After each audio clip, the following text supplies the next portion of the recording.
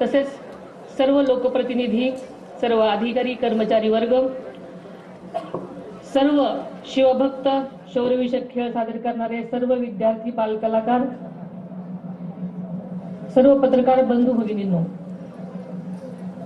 आज आपल्या सर्वांचं आराध्य दैवत युगपुरुष स्वराज्य संस्थापक श्री छत्रपती शिवाजी महाराजांच्या जयंतीनिमित्त या पवित्र शिवभूमीवर उपस्थित राहण्याचं भाग्य मला आज लाभलं।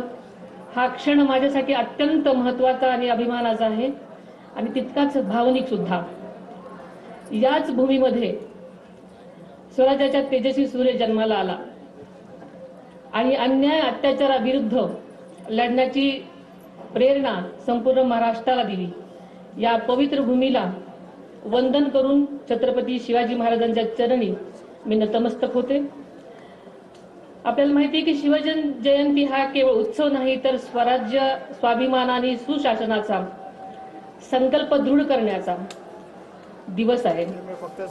स्वराज्य रक्षक छत्रपती संभाजी महाराज, स्वराज्य संकल्पकर शहाजीराजे भोसले आणि स्वराज्य राज्य जननी राजमाता जिजाऊ मासाहेब यांच्या संस्कारातून घडलेल्या या महान कार्याची आज आपण पुन्हा आठवण जागवत आहोत।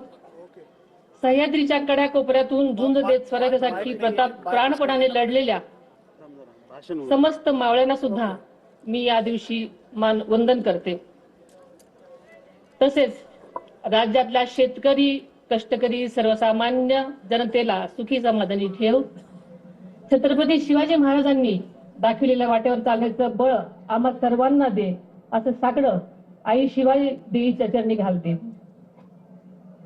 यापूर्वी अनेक वेळा शिवछत्रपती महाराज आणि स्वराज्य जननी राजमाता जिजाऊ मासाहेबांना वंदन करण्यासाठी या पवित्र शिवनेरी किल्ल्यावर येण्याचं भाग्य मला लाभलं होतं। मात्र आजचा दिवस माझ्यासाठी अत्यंत वेगळा आणि जबाबदारीची जाणीव करून देणार आहे। नुकतीच मी उपमुख्यमंत्री पदाची शपथ घेतली। ज्या कठीण प्रसंगात मी शपथ घेतली त्या क्षणी माझ्या डोळ्यासमोर जिजाऊ मासाहेब उभे होत्या। जिजाऊ मासाहेबांनी केवळ शिवरायांना जन्म दिला नाही तर स्वराज्याचा ध्यास दिला, संस्कार दिले आणि संकटाची दोन हात करण्याची जिद्द दिली। तीच तुमची आमची प्रेरणा आहे, तोच आपला आधार आहे।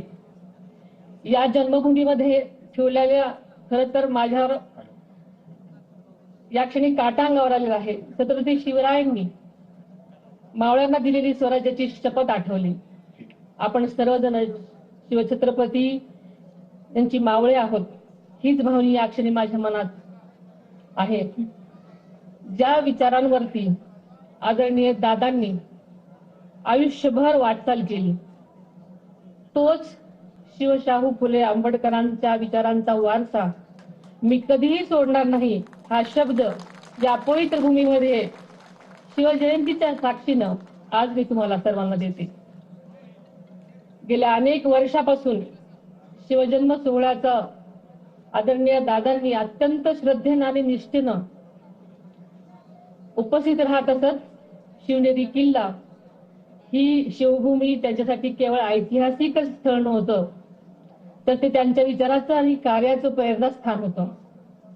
आज ज्या ठिकाणी उभी राहून मी भाषण करते याच ठिकाणी आदरणीय दादांनी अनेक वेळा छत्रपती शिवाजी महाराजांना वंदन केलेलं आपण सगळ्यांनी पाहिलेलं आहे।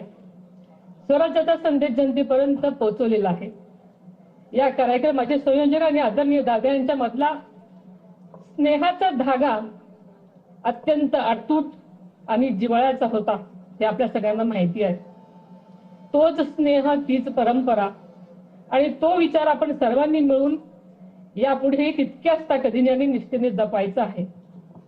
आदरणीय दादांना या पवित्र शिवनेरी किल्ल्याविषयी केवळ जिव्हाळाच नव्हता तर या शिव जन्मभूमीचे सौंदर्य वाढावं, तिचा ऐतिहासिक वारसा जपला जावा आणि भावी पिढ्यांना अभिमानाने दाखवता यावा यासाठी त्यांनी सातत्याने आटोकाट प्रयत्न केलेले आपल्या सर्वांच्या समोर आहेत। त्यांच्या पुढाकारातून शिवनेरी विकास आराखडा साकार झाल्याने या परिसराच्या सर्वांगीण विकासासाठी आवश्यक निधी उपलब्ध करून देण्यात आला। गेल्या वर्षीही युनेस्कोच्या जागतिक वारसा यादीमध्ये किल्ले शिवनेरीचा समावेश झाला आहे. ही आपल्यासाठी सर्वांसाठीच अभिमानाची गोष्ट आहे. यापूर्वीच शिव जन्मभूमी शिवनेरीसह राज्यातील गडकोटांच्या जतन संवर्धनासाठी त्याचा निधीचीही तरतूद केलेली आहे. केवळ शिवनेरी किल्ल्यापुरतच नाही तर शिवजन्मभूमी म्हणून ओळखल्या जाणाऱ्या जुन्नर तालुक्यातल्या पर्यटन तालुका म्हणून विकसित करण्याचा संकल्प त्यांनी ध्यास घेतला होता आणि त्या दिशेने ठोस पावले ही उचललेली आपल्या सगळ्यांना ठाऊक आहे. गेल्या अर्थसंकल्पातही आदरणीय दादांनी आपल्या स्वाभिमानाचा आणि इतिहासाच्या अभिमानाचा जागर उंचवणारे काही ऐतिहासिक संकल्प जाहीर केलेले होते.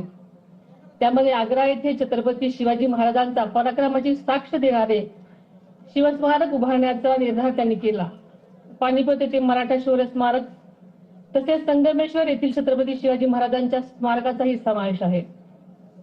त्याचबरोबर किल्ले रायगड विकास आराखडा व स्वराज्य रक्षक छत्रपती संभाजी महाराजांचे बलिदान स्थळ तुळापूर आणि समाधी स्थळ बुद्रुक येथे स्मारकाचे काम अत्यंत वेगाने सुद्धा सुरू झालेलं आहे. या सर्व कामावर आदरणीय दादांची जातीने लक्ष देत असत आणि ही सर्व कामं प्रगतीपथावर आहेत. आणि या प्रत्येक स्मारकातून भावी पिढ्यांना प्रेरणा, स्वाभिमान आणि राष्ट्रनिष्ठेचा संदेश मिळत राहणार आहे. आज या संकल्पाची पूर्ती करण्याची जबाबदारी आपण सर्वांनी स्वीकारायची आहे. आपल्या महायुती सरकारच्या माध्यमातून राज्याचे लोकप्रिय मुख्यमंत्री आदरणीय देवेंद्रजी फडणवीस साहेब आणि उपमुख्यमंत्री आदरणीय एकनाथजी शिंदे साहेब यांच्या साथीने हा विकासाचा प्रवाह अधिक वेगाने पुढे नेण्याचा आमचा निर्धार आहे. छत्रपती शिवाजी महाराजांनी स्वराज्यातील प्रत्येक घटकाची काळजी घेण्याची शिकवण आपल्याला सर्वांना दिलेली आहे. महाराजांच्या त्याच विचारांवरती महायुती सरकार सुद्धा राज्याच्या प्रत्येक घटकांची काळजी घेत पुढे वाटचाल करत आहे. याचा आपल्या सर्वच शिवभक्तांना अभिमान आहे. महायुती सरकार छत्रपती शिवाजी महाराजांच्या रयतेच्या या संकल्पनेवर काम करत आहे. यापुढे सुद्धा महाराष्ट्राच्या सर्वांगीण विकासासाठी महायुती सरकार कटिबद्ध असेल असा मला या निमित्तानं विश्वास व्यक्त करावासा वाटतो. शिवछत्रपतीच्या स्वप्नातील सुजलाम सुफलाम न्याय आणि समृद्ध स्वराज्य घडवण्यासाठी महायुती सरकार कटिबद्ध आहे आणि त्यासाठी या कार्यासाठी आम्ही सर्व सातत्याने प्रयत्नशील राहू हा विश्वास मी आपल्या सर्वांना या शिवजन्मभूमीच्या साक्षीने व्यक्त करते.